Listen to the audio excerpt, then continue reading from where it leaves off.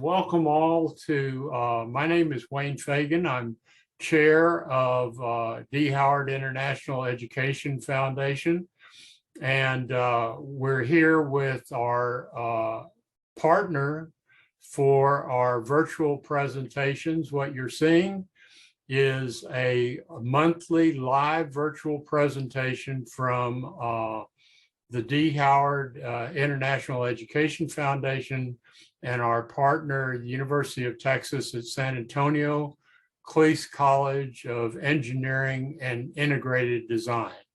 So for short, you can just say UTSA, and I don't think they'll be offended. And we try to do one of these live presentations at least once per month. And when we get all the logistics worked out and the pipeline filled up, we're going to do 2 a month, thanks to UTSA. So we're very, very appreciative of everything UTSA does to support this initiative. And we have with us today from UTSA, Carlos Velez, who will be the moderator for the presentation, and Jill Ford, who I'll turn the floor over to in just a moment. And we have our special presenter today, Dr. Rosemary Riggs from a very distinguished institution globally and certainly in San Antonio, Texas Biomedical Research Institute. And so let me just thank you all for being part of the Rural STEM Initiative. Excited to see all of the students. Welcome all of the students. And I'll turn it over to Jill Ford for a few words of welcome as well.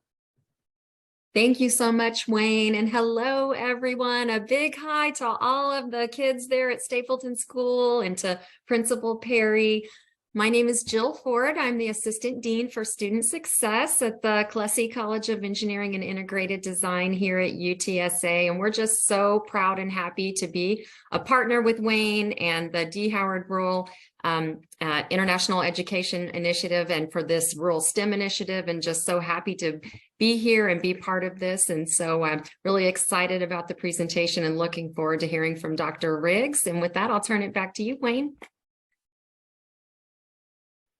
Okay, thanks. And if Carlos will be my wingman, so provided I haven't missed anything, I'll turn it over to Carlos. And the plan is that we will have interaction,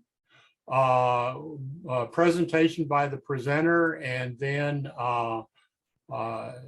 she's in charge, so she can do it any way she wants to.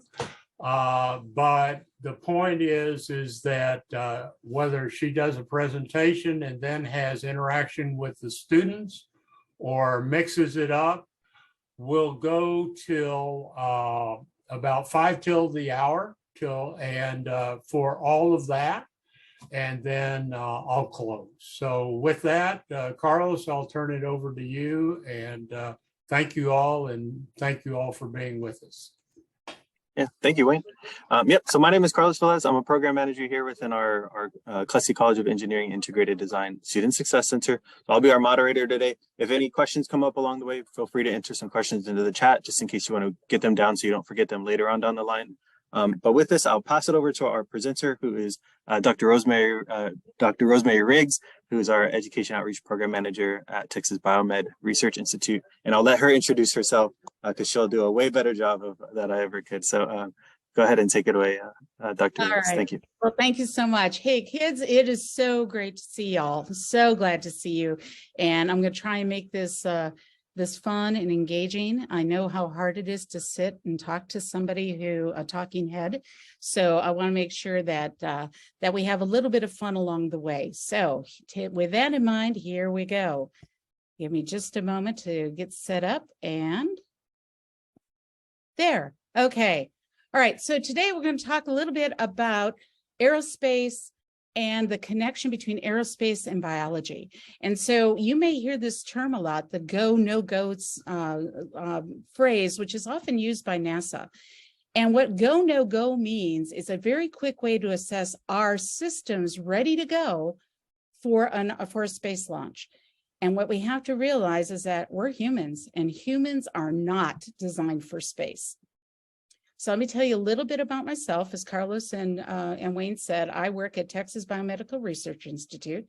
Texas Biomedical Research Institute conducts research with bacteria and viruses that cause diseases, specifically things like flu, COVID, tuberculosis, and we even work with Ebola here. Now, I am not one of the scientists that works in the lab. I started my career as a teacher and a science teacher, and so I am in charge of all of the education programs that Texas Biomed has, and that means I get to go out to schools and I get to talk to students like yourself. I get to bring scientists out to the classroom. I get to bring teachers here to Texas Biomed, and we get to talk about how can we increase the amount of connection between the classroom science and what we actually do in the real world in terms of research. So that's my job in a nutshell. Want to give you a really quick snapshot of my journey into where I am right now. So I started out my life in Oshkosh, Wisconsin, right here. That's where I was born and raised. I married a guy who joined the U.S. Air Force, and that took me all the way here to Albuquerque. And from Albuquerque, he actually got orders to Montgomery, Alabama. So I was in Alabama, got to live in Alabama for 5 years. From there, we moved to San Antonio, Texas. From there, we did a short visit to South Korea. And then we moved back to Texas, but this time to Northern Texas and Abilene. And now we are living back here in San Antonio. So I've had quite the journey, had a chance to move around a lot, but I also got to experience a lot of different science along the way and learned a lot about science and about what I like to do and how I can connect science and science careers for students such as yourselves. So today, here are the objectives. Biology meets aerospace. So we're going to explore the connection between biology and aerospace. We are going to investigate the structure and function of the respiratory system. I'm going to do some explaining about the connection between pressure and breathing, and then finally discuss the challenges of life support and aerospace travel. Very critical for our space program. So here we go. Let's talk a little history about our quest for flight. So it all started in France back in the 1700s when we had the first successful hot air balloon launch. Followed by that, people experimented with gliders, and they experimented with different types of wing structures so that they could see which type of glider worked the best. And this was important information because it later on helped influence wing design in our airplanes that we have today. But then in December of 1903, the Wright brothers had their historic flight at Kitty Hawk, North Carolina. And that's where it all started. That's where motorized flight actually started. Then we had the first successful jet propulsion engine, which was in Germany in 1939. And after that, about 22 years later, we had the first successful manned space flight. And this was by the Soviet Union, and it was called the Vostok 1. And it was the launching of the Vostok 1 that really ignited the flame underneath the U.S. Space race between the Soviet Union and the United States. And there was a race to see who could be the first to reach the moon. That was then followed by lots of trial and error. So the National Aeronautics and Space Administration, commonly known as NASA, first had to figure out, how do we get a rocket strong enough and reliable enough that can safely transport humans into space? So there was lots of trial and error in rocket design. So, and some rocket launches were a little more interesting than others, and some were more dramatic than others. Now, please note, there were no people involved in these. These were just purely testing the rockets to see how could we propel humans into space. All right, so we're finally getting it right. So after lots of practice, NASA developed the Mercury program. And in the Mercury program, the mission of the Mercury program was to, let's see if we could get a human being into space at what we call a low a low Earth orbit, or LEO for short. And that happened in 1962. We had John Glenn was the first first US citizen to go into space in 1962. His flight lasted a total of 4 hours and 55 minutes. So less than what your school day was. That's how much time he actually spent orbiting the Earth. All right. Then came the Gemini program. Now, the Gemini program was a little bit different than the Mercury, whereas the Mercury program just wanted to see, can we get somebody out into low Earth orbit? The Gemini program was thinking more about, well, wait a minute. If we put humans out in space, they got to do stuff like, I don't know, breathe. So we have to figure out, how can we do life support? How can we keep people in the air, in space for an extended period of time? And so then along comes the Apollo program. These were all part of the Apollo program. And with the Apollo program, I'm going to try and move something around here. With the Apollo program, they took the lessons learned from Mercury and Gemini, and they were able to bring it all together. So they finally had a rocket that could actually safely propel people out into space. And they finally had mastered some of the systems that would keep people alive out in space for extended periods of time. So the first 4 Apollo missions that we see here, they were unmanned. They were successful, they were unmanned. And then we have Apollos 5 through 17. These were the manned missions that actually made it out into space. So we learned a lot along the way, but that's not where we stopped. The U.S. space program, NASA, continued to evolve.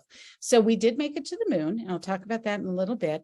But one of the interesting things is back in the 1970s, NASA launched Skylab, which was the first space station in orbit. And that lasted for about 6 years up in space.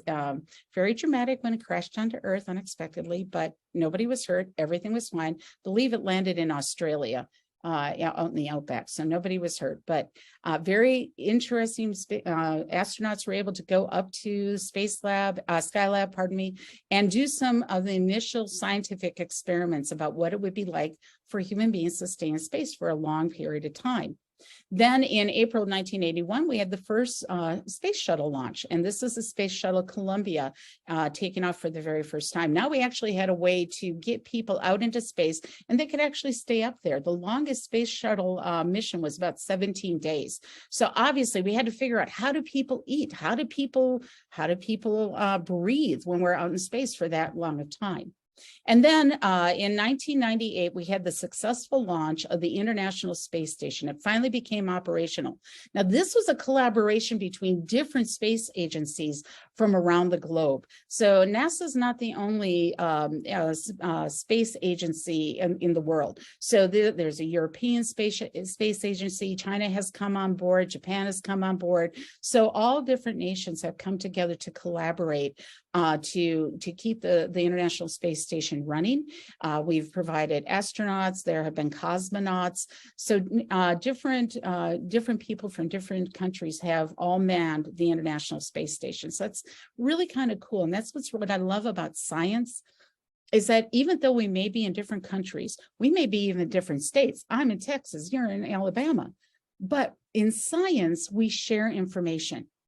We try to talk to one another, and if we make a discovery, we try to share it, because the benefit of science is we're trying to actually benefit mankind. And so no matter whether it's space science or what we do here, which is biomedical research, we're trying to work together to make sure that we have better living conditions for everybody in the world. All right, so that was a very brief history about aerospace travel. So for over 200 years, we have tried to leave the ground, but the biggest problem is we're human, and that is a huge challenge. So we're going to talk a little bit about that. All right, so I want to take a look at this graph, because this is where we live, all the way down here on Earth's surface. We're not designed to be up in space. We're designed to live down here on the ground. So looking at charts and graphs are amazing tools for us to use, but we have to learn how to look at them and understand them clearly. So rather than just jumping in, we're just going to do some observations on this. Take a look at what do you see here in the middle. I see a color, and I see the color blue, and it's very pale at the top, but it gets darker as I move down from the top to the bottom. It gets darker. So that gives me a little bit of information about what this chart is trying to tell me. This graph is trying to tell me some information. And I see as the color gets darker, think about when you're coloring in on something. You start out coloring very light, but the harder you press, the darker it becomes. You're adding more pigment to the paper. Well, here, the color is getting darker, so that's telling me something. Now I want to look at the labels that are on the side. The vertical line here is called the y-axis, and maybe you all know this. You maybe have been talking about this in your classes, but you'll notice that there's a label here. It says altitude, and then it has km. Well, km stands for kilometers. It's a metric measure of distance. Over here on this side, we still have altitude, same thing, but this time it's measured in miles. We're probably more familiar with miles than we are with kilometers. So you probably know how many miles it is from your house to your campus, to Stapleton Elementary. So we'll talk a little bit more in miles than we will in kilometers, but take a look. This is altitude, 22 miles above the Earth's surface. You'll notice that this is really, really pale, very pale blue. But now as I move down closer to the Earth's surface, let's say about 10 miles above the Earth's surface, it's a little bit darker. Now I'm going to draw a line straight down, and now I'm looking at the x-axis. Well, what do you notice about the x-axis? Do you see how the numbers are increasing from left to right? More information that we got to think about and try and connect it to, well, what's this information? How is this information connected to this information down here? This is the x-axis, and the label here says this is pressure. Now, y'all know what pressure is, right? Have you ever blown up a balloon? You blow it up and you tie it off, and then you squeeze it really tight. And what do you notice happens to the balloon? Sometimes it pops, doesn't it? But sometimes it gets really, really super tight. Well, you're adding pressure. What you're doing is you are forcing those gas molecules inside the balloon closer together. And the closer air molecules get to one another, the more collisions they have with one another. The more collisions they have with one another, the higher the pressure. And that's kind of what's happening here. Now I see a dotted line. And notice what this says. 50% of air lies below this altitude. So at about 3.5 miles above, well, let me go back. 3.5 miles above the Earth's surface, all of this air that's up here equals all of the air down here. Think about that. That's a crazy amount of air, but all of it fits right down here below that dotted line. All right. So now I'm looking at this red line. The red line's now going to tell me more information. You notice the red line is curving downward. And the closer we get to Earth, what do you notice about these numbers? You should notice that they're increasing, which tells us that when we get down here on Earth, that's a lot of pressure compared to way up here where there's zero pressure. Down here, there's a lot of pressure. This is where humans were designed to live. And that's the challenge space travel has. All right, so here we go. It's challenging our body. Our body is made up of multiple systems. So systems are different parts that work together to accomplish a specific task. So we start out at the very small level. We start out at our cells, and our cells, similar cells, come together and they work together to form what we call a tissue. Then the tissues, different tissues come together to form an organ. In this case, the organ that we're looking at are the lungs. And then lungs combine with other parts of the body, and that forms a system. In this case, it's the respiratory system. And it takes a bunch of different systems to make our organisms. So it's the systems that keep us alive on Earth that create a challenge for flight. Think about those air molecules farther up, okay? So we're gonna do a little something here. So what I wanna do is your teachers are gonna ask you questions. We're gonna look at these different systems. These are 7 different systems within the body. We've got the integumentary system. It's a fancy science term for skin. And by the way, skin is your largest organ on your body. It's not the liver, it's the skin. So if you're ever on Jeopardy and that question's asked, skin is the largest organ. Then we have the skeletal system. We have the muscular system, the digestive system, nervous system, circulatory system, and respiratory system. So teachers, I want you to kind of ask your classes when we get this question, which system is the correct response? So if you could, perhaps in the chat, type in what your class responds, okay? So we'll see if that works. So Carlos, you can kind of help me out here. So which system breaks down food into nutrients? What do we got? Any idea? You can unmute, teachers, if you want. What does your class say?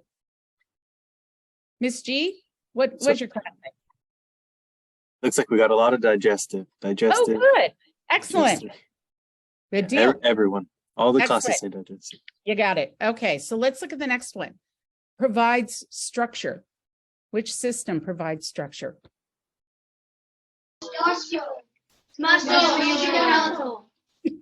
This one's a little trickier. It provides structure. It's actually the skeletal system. Your skeleton is the framework of your body. Yeah, I can see some of you got it right, but that's a tricky one. That's really a tricky one. Okay, let's look at this one. Helps us to sense and respond to the world. What do you think? Nervous. There you go. Nervous system. You're spot on. Excellent. All right, let's do another one. Enables movement. Muscular. Yeah. We all doing this. We all, yeah, it's the muscles. The muscles are what helps us move. But without the skeletal system to provide that structure, we would just be laying on the ground and flopping around. We wouldn't be able to move. Okay. So covers the entire body. You better get this one right. Good. Yeah. There you go. The integumentary system. So skin is the right answer. Very good. Okay. We're down to 2 more systems. Here we go. Is responsible for moving stuff like nutrients, gases. Circulatory. Very good. And the name kind of gives it away, doesn't it?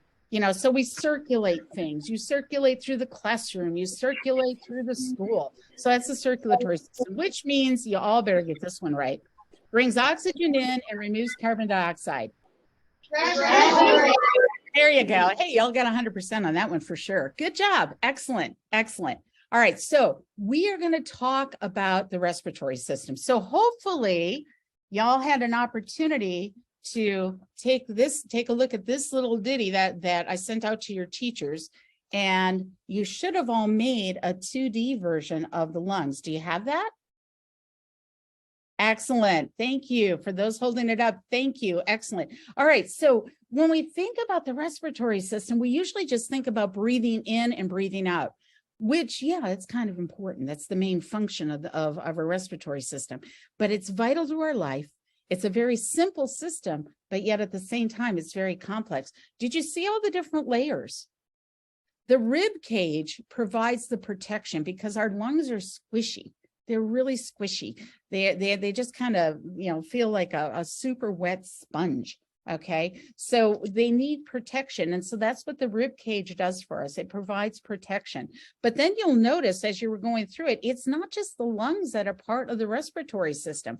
We got all different parts of things in here. The heart is considered part of the respiratory system, even though it's the main component of the circulatory system. So we're going to talk about this, but think about it. If we're out in space and we're designed for being on Earth, scientists had to come together to understand the respiratory system. This was not just aerospace engineers. This was medical doctors, respiratory therapists, biologists, engineers, all sorts of people came together. All sorts of scientists from all different disciplines came together because they had to understand how this worked before we could actually put somebody up in space. Because man, you put somebody up in space and you don't understand the respiratory system, that's it. They're not going to be able to breathe, and it's going to be tragic. So that's why it's so important that there's cross connections between different science disciplines. All right, so let's take a look at this. And you should have probably gone through some of this when you put together the respiratory system. All right, so we have this area, which is your nose. Feel your nose, okay? And then we have our mouth. Our mouth and our nose are connected. Have you ever breathed through your mouth? Remember when you've been sick and your nose is all stuffed up and we breathe in through our mouth, which is a good thing because our noses get stuffed. And if our noses are blocked and we couldn't get air into our bodies, that'd be pretty bad. So our bodies are really smart in that we have the nose and the mouth where air can come in. But what also comes in through the mouth is food, and we don't want food going down into our lungs. Have you ever had the experience where somebody has said, oh, I swallowed wrong, and they start coughing? Have you ever had that experience? And you start coughing because you swallowed wrong? Yeah, I see complaints go up. Well, here's what this little flap of skin here. Right here is what we call the pharynx. This is where your nose and your mouth come together. It's typically thought of as your throat. Well, there's a little flap of tissue, which you call the epiglottis, that when you swallow, everybody swallow, you should feel something here. That's your epiglottis flapping down, closing off the tube, your esophagus that leads down to your stomach. Because right here is where this pharynx divides, and it divides into the lungs, it goes into the lungs, and then the other one goes into your digestive system. We don't want them to mix. That'd be really bad. How many of you have ever burped? If you've burped, then you've had air go down into your stomach, and that's your body's way of saying, nope, that doesn't belong down here. That's got to get out. That's what burping is all about. All right, so when we go down into the lungs, you'll notice that it branches out. Okay, this is the bronchitis, this is the bronchus, and what the bronchus does is it breaks down into bronchioles. You'll notice the splitting off into branches. What that does is it increases surface area, which helps us to breathe better. So when you get sick, sometimes your lungs get fluid, and some of these branches are under fluid, and you can't breathe as well. And that's what we call shallow breathing. You only breathe about this deep, right where my pointer is. But when you really want to take a really super deep breath. Everybody take a super, super deep breath. Breathe in. Okay, you can breathe out now. Can you feel your lungs expand? When you feel your lungs expand, even your rib cage kind of comes out a little bit, okay? And that's good. That's good because breathing is all about pressure. And we're going to talk about that at the next slide. Okay, so when you breathe in, we call that inspiration. Not only means a good idea, but it also means you're breathing in, all right? So this is an active process. Everybody breathe in again. You got to think about it. Breathe in. You have to think about it. Okay, now you can exhale. Okay, when we exhale, it takes no effort. This is called a passive process. And because it's passive, it means it's driven by pressure, differences in pressure. So your diaphragm, when you breathe in, that diaphragm is what is causing you to that change in pressure in your lungs to expand your lungs so that you can draw air in. And when you exhale, your diaphragm then contracts and pushes the air out. Okay, so breaking it down into simple terms, you got a glass of lemonade. Have you ever had a glass of lemonade? Iced tea, sweet tea, Coca-Cola, doesn't matter. You put something in a glass. And if you notice, when you put the straw in, a little bit of the liquid goes up the straw. Ever think about that? Why that happens? Well, think back to that chart that I showed a little bit earlier, okay? So what ends up happening is all that air that's above you is pushing down on the liquid. And it pushes some of the liquid up the straw because it wants the pressure inside the straw to equal the pressure that's outside. Okay, nature doesn't like things to be out of balance. So this is how it happens. And then now you want to drink the liquid. So you suck in. But what you're really doing is you're creating a low pressure in your mouth. And what happens is the atmospheric pressure pushes down on the liquid and helps push it up because it wants to equalize that pressure. Okay, so again, think about that diagram.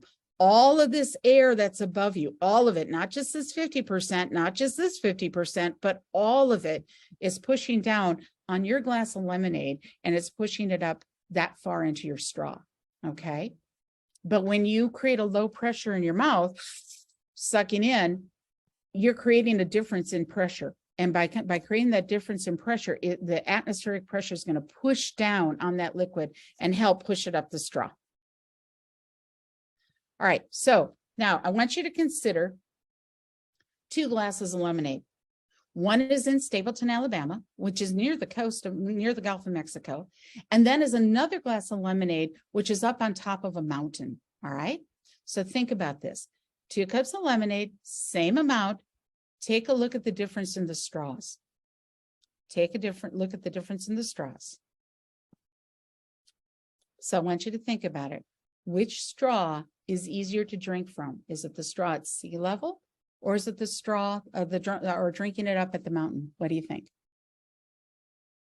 And you can put your answers in the chat.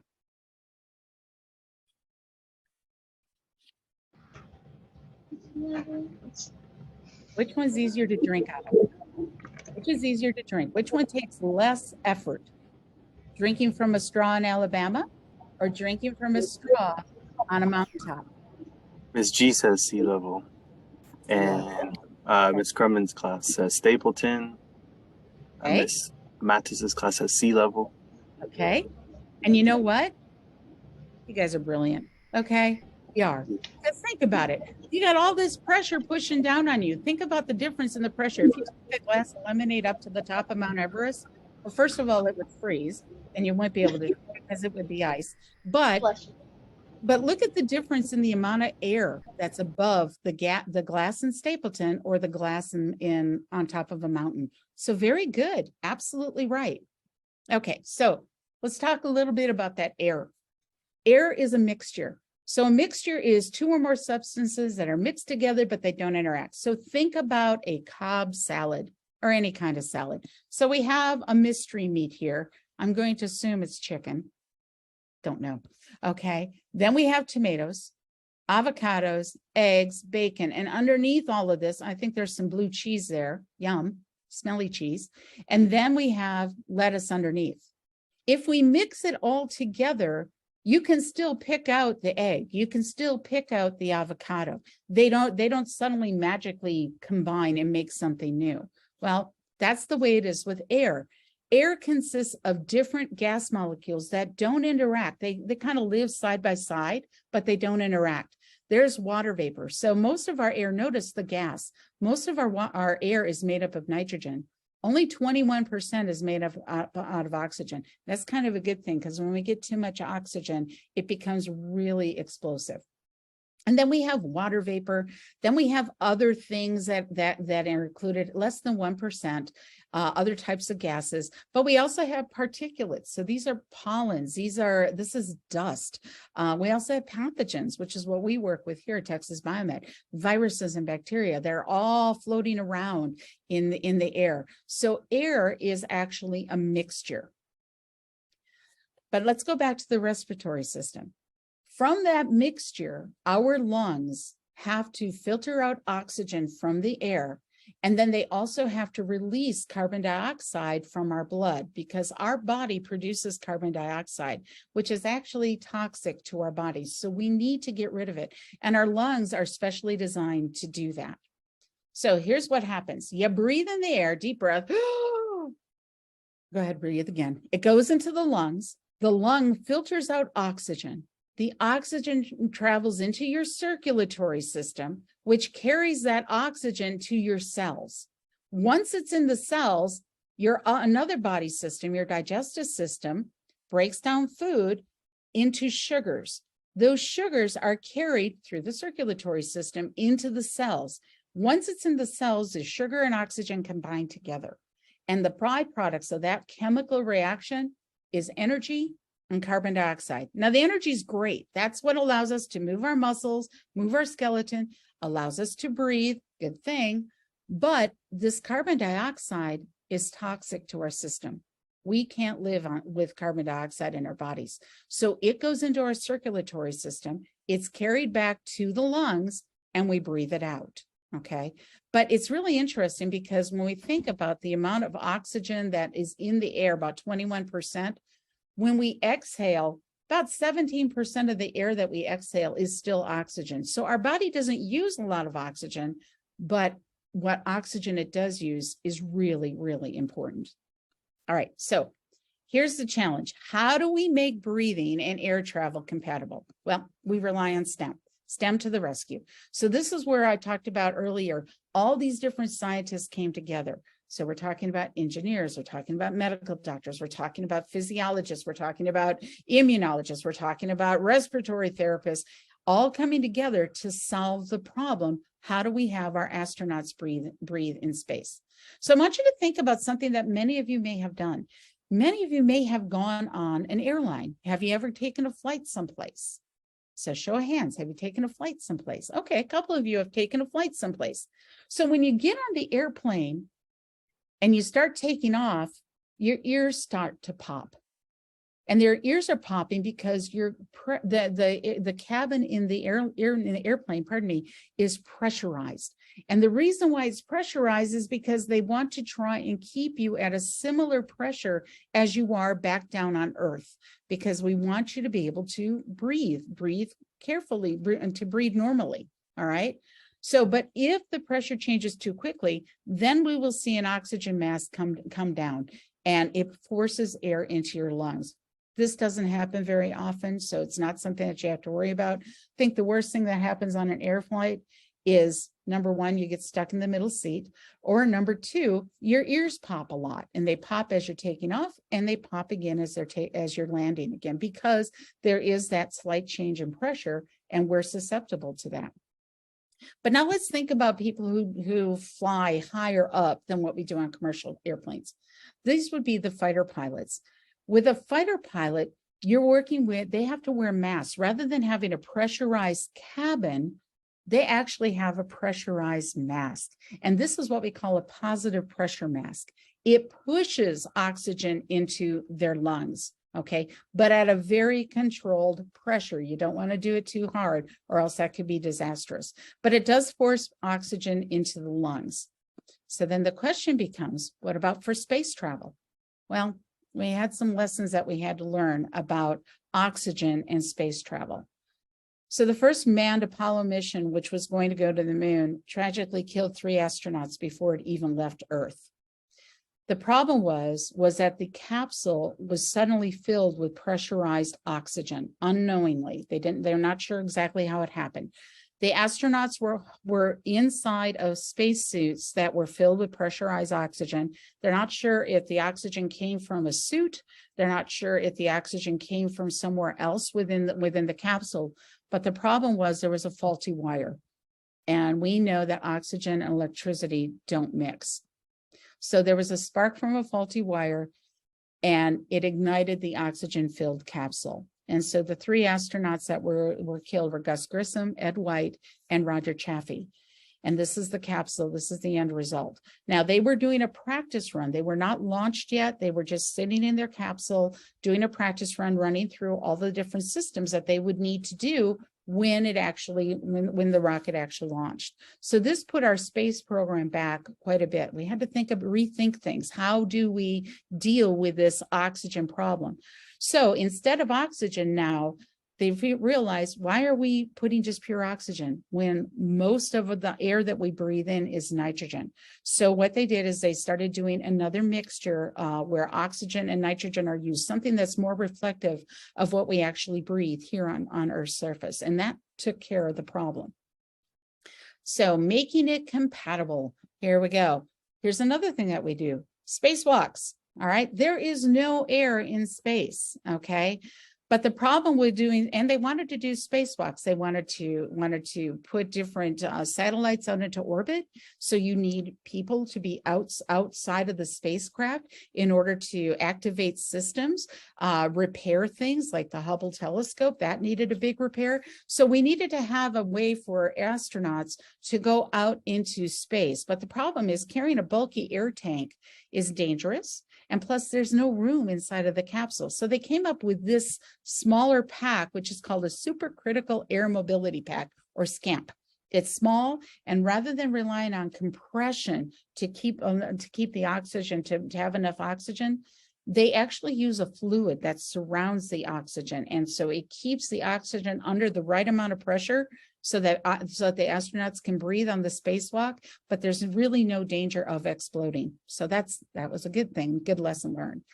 So crafts got bigger, but space within inside of an aircraft is still an issue. So they needed a new solution to support breathing during space missions, which lasted over 2 weeks or longer. So the longest space shuttle mission was 17 days, but we know that up in the space station, astronauts can stay up there for 6 months. How do we get oxygen up there for 6 months? Well, we got an answer, and it's another science, chemistry to the rescue. And by the way, I taught chemistry, so this is my This is my little area that I love.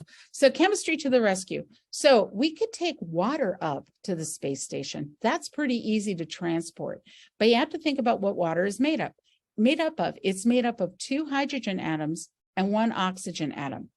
So using a system called electrolysis, you use energy, which is generated by solar panels on the outside of the space station. That's what these wings are. They're not really wings. They're solar panels that capture energy from the sun. And you put some of that energy into water. And then what happens is the water breaks apart, and it breaks apart into gases. And one of the gases that it produces is oxygen, which is what the astronauts need to breathe. But we have a problem here. One of the products is hydrogen gas, and hydrogen gas is explosive. So we have to figure out, how do we deal with the hydrogen gas? So once again, we are going to turn to chemistry. So through chemical reactions, hydrogen gas can be combined with the carbon dioxide. And we know, where does carbon dioxide come from? It comes from the astronauts. It's what they're breathing out. And so what we do with this is we take the hydrogen gas and they capture it. They filter out the air and they separate the hydrogen gas, and they combine it with the carbon dioxide that the astronauts are already naturally breathing out. And look what they produce. Water to drink, and water that they can then convert back into oxygen. Now, the problem we have is we end up producing something called methane. Methane, again, is a flammable gas. And so the water's consumed and the methane gas is released into space. When I shared this information with when I was teaching high school, one of my students very astutely asked me the question, so does the space station fart? And the answer is yes. That's what methane gas is. So just thought I'd toss that out there. Anyway, so I want you to think about it. Here are the challenges to our respiratory system. Humans need oxygen to live. Oxygen is bulky to transport, and oxygen is a flammable gas. Our lungs require pressure to function. Not enough pressure, it means our oxygen carbon gas exchange is going to be inefficient. But if we have too much pressure, we're going to damage our lungs. That would not be good either. But then we have other body systems we have to think about. What about the digestive system? How do we get enough food up there? What do we do with the waste, the human waste? And we know what that looks like. Then we have the urinary system, okay? Humans produce urine, but you know what? Here's the cool thing. We can turn urine back into water. Probably not the best to drink, but through chemistry, we can use it for things like showers and cleaning things up on the space station. But then we have the muscular system. How do we prevent something called atrophy? We need gravity to keep our muscles strong. Without gravity, what they've found is that people who spend a lot of time up in the space station, their muscles get weak, their muscles get smaller, and that's what we call atrophy. We have not yet figured out how to create artificial gravity. Then we also have the skeletal system. How do we preserve bone density? Again, our skeletons depend on gravity. And again, looking at the International Space Station, astronauts that spend extended periods of time up in space, their bone density gets less. And what that means is their bones can get brittle, and their bones can then, when they return back to Earth, become more susceptible to breaking. So there are other body systems that bring a challenge to space travel. So these are all things that all different scientists have to come together to figure out, how do we deal with it? And if we can't solve it, how do we at least make it something that humans can survive while they're out in space for long periods of time? So going back to my initial question, what does biology have to do with aerospace? Everything. So in picture number 1, these are the first astronauts to walk on the moon. This is Neil Armstrong. This is Buzz Aldrin. And the one who stayed up in the capsule, that's Michael Collins, who later went on several spacewalks with the space shuttle. So he got to do some cool things too. This is from a moonwalk from Apollo 15. This is, if I remember correctly, astronaut David Scott.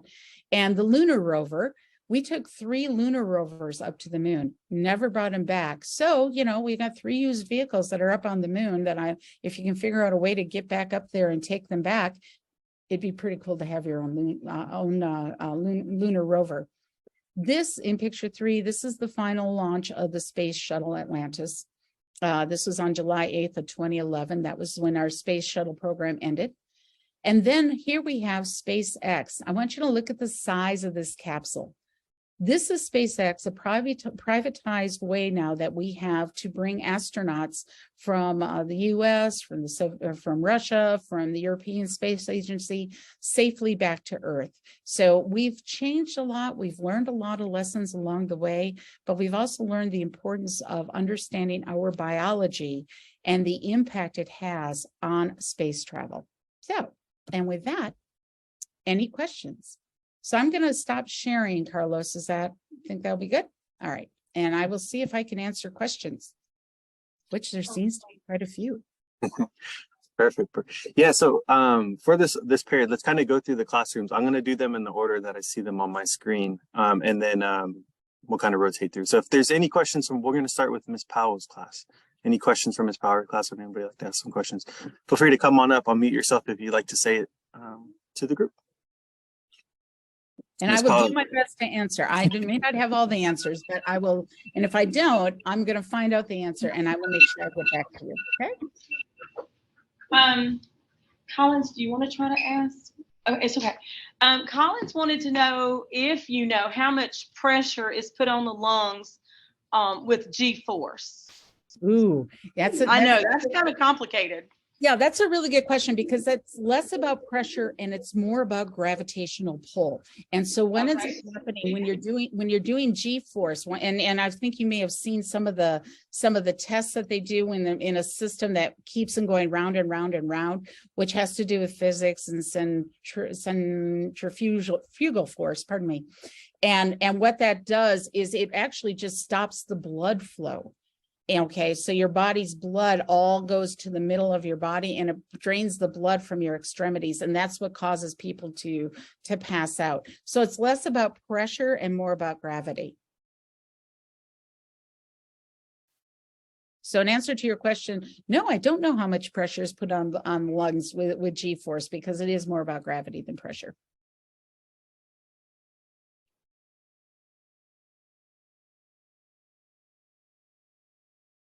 I think Ms. Powell might have had some more questions. Did you have more questions in your class? Can you ask loud enough? Eliza would like to know how hard is it when the astronauts come in and get off the space shuttle to walk? How hard is it for them to walk? It's a challenge. With space shuttle, it's not as bad. But if they've been up in the International Space Station, then it can become quite problematic. Some of our returning astronauts who have been up there for 6 months or longer have actually needed to be physically helped when they get back down to Earth. Things have changed a lot. We used to, when astronauts used to go up into space, to the moon and even just out to space, they used to put them in a trailer and they separated them because we weren't sure, well, what kind of stuff is out in outer space? Kind of like a science fiction movie where we see where aliens come back and attach to people. And that's what they were afraid of. So they used to isolate them. But yes, when they've been up in space for a while, their muscles and their bones are not used to being in gravity and they sometimes need help. Okay, I think I have one more question, but she actually would like to ask. Go ahead, Emma Chris. How long does it take to get from the Earth to the moon? Ooh, that's a good question. And you know what? I'm not sure I have the answer to that. Wayne, do you know the answer to that? How long does it take to get from the Earth to the moon? You're muted. 4 days. Okay. 4 days? Oh. 4 days. I'm old enough to remember when they first did that. Oh, I was just a wee child. I think it was about 4 days. Maybe your principal knows. Is that about right, Principal Perry? You know, I was thinking 3 or 4. Yeah. I think it's about 3. It's about 4 days. I think I was in the 4th or 5th grade when we walked on the moon. Okay, so Principal Perry, you and I are you know. That's what I remember sitting in front of the TV. I wasn't in the 4th grade. I'll leave it at that. All right, we'll go ahead and go to our next class. The other, since I was asked, the About 3 days. a question, which is always dangerous. But I just wanted, with regard to the question about the pressure from the G-force in fighter aircraft, they're in pressure suits, and so the pressure builds up in the stomach area, is actually physically pressed so as to get some of the pressure up into the lungs. So there's a great question, and great answer, but I just wanted to mention that. Well, and that just speaks to what we were talking about. You know, our body systems all work together. So they don't work in isolation. Our respiratory system works with our circulatory system, which works with our digestive system. So it's really hard to separate one system from the other. We can understand the structure of a system, but when we start thinking about, you know, and for those of you who made your little respiratory system here with the heart, you can see that there's a great connection between the respiratory system and the circulatory system. So separating one from another is really hard to do. We might have time for one or two more quick questions, and we'll have to wrap up. If there are other questions, if you'll put them in the chat, then Dr. Riggs will answer them offline, and they'll be recorded and be part of the recording. So if one or two other quick questions, and then the rest of the questions will go in the chat, and I'll wrap it up. All right, yeah. So Lori, Miss Mateus's class, or Matus's class, would you like to ask any question? I see some hands up over there.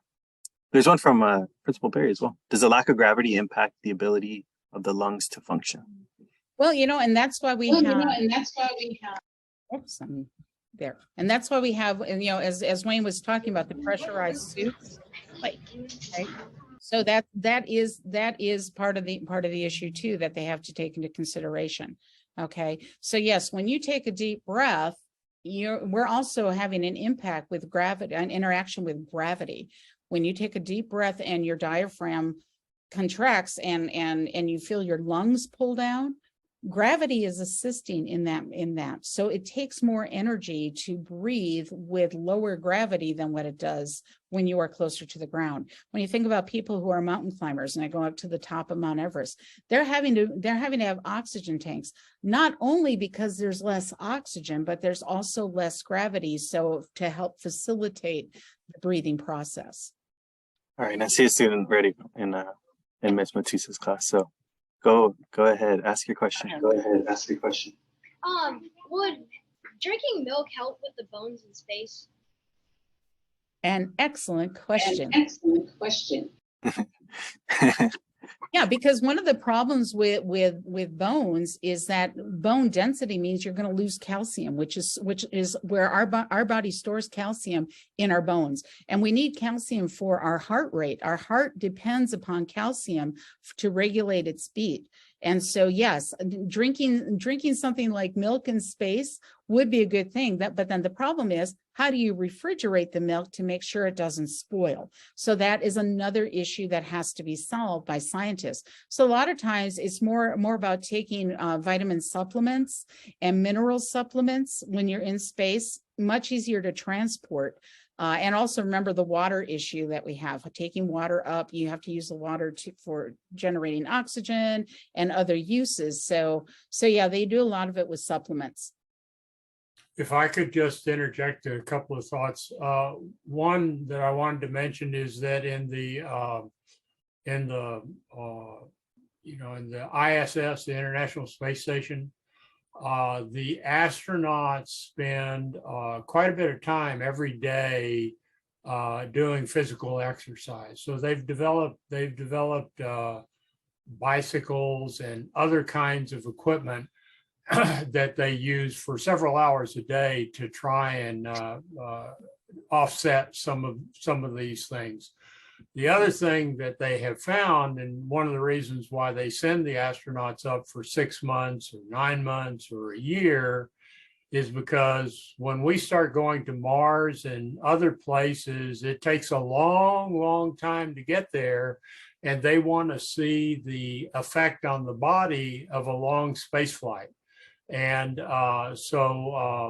they haven't solved those problems yet. They're still very big problems. So I just wanted to share those thoughts. And Carlos, did someone from another class have a question? And then we'll have to wrap up. Yeah, let's get a question from Miss McCrumlin's class as well.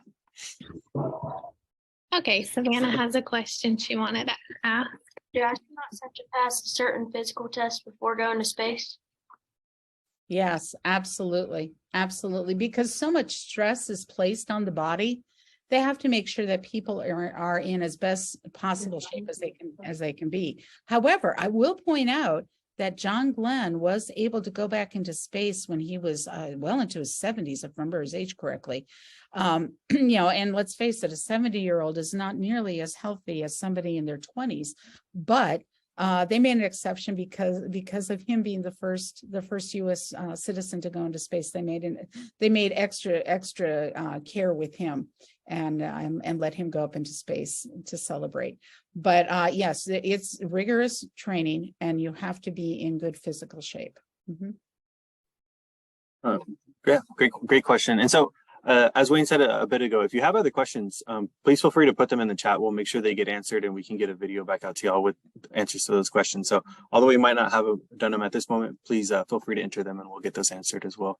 But with that, I'm going to pass it back over to Wayne to help close this out and give any other thoughts for the session. Well, thanks, Carlos. First, I think all of us should give a big round of applause to Dr. Riggs and her fantastic presentation. How about it, kids? I think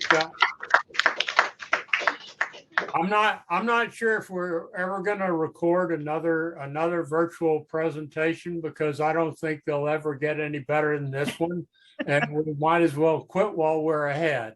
But it was just fantastic, and I just want to thank the Stapleton School, the teachers, the students, Principal Perry, of course, UTSA, Jill and Carlos, and special thanks to Dr. Riggs.